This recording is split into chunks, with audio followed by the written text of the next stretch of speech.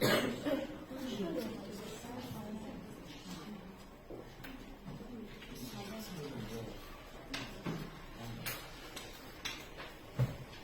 komandasının cevabı hazırdır.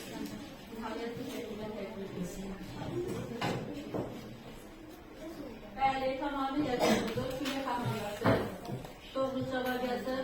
Əslində dedim ki, bonus komandası da hesablamaları doğru etmiştir. Sadece sualda ardıcılığı səhv etmiştir. Digər müxalifini tapmıştır.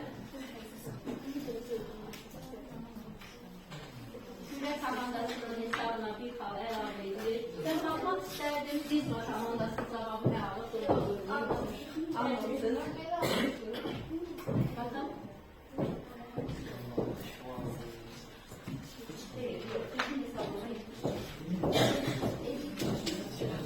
Sekizinci suala bakar. Sekizinci sual. Bu da hesaplamak ikilidir. Ona göre 3 dakika zamanımız var.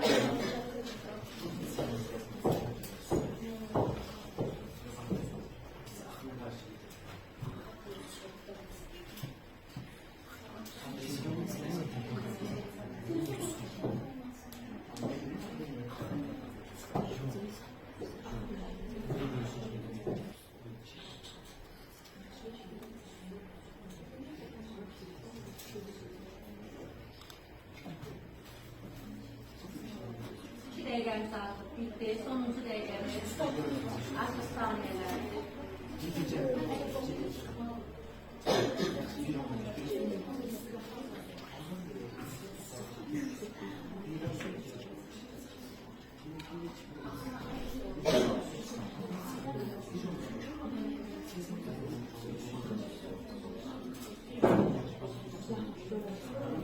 Bak bitti.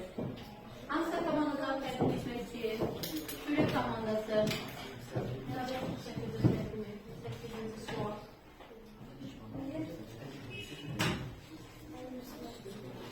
Tersi korkusun için cevap doğru değil. Prizma komandası cevabınız var.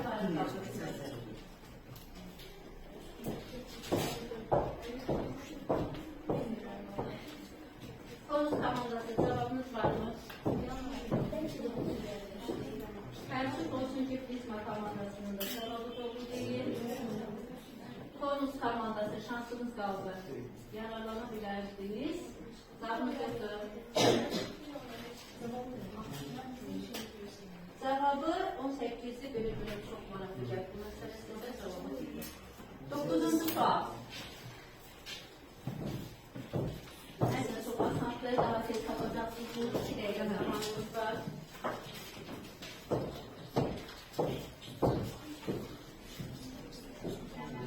Yarışmanın son sualları. Aklınızı yorumlarınız. 56'dır uşaqlar. Bəli, cavab 56. Komandası cevabı doğru cevaplandırdı ve cevap 56'dır. Ve bir xal Şule komandasının hesabına əlavə edilir. Sonuncu, 10. sualımız çok asanslı. Vaxt gelir komandası imizden destekler çünkü tez yapacaksınız inşallah.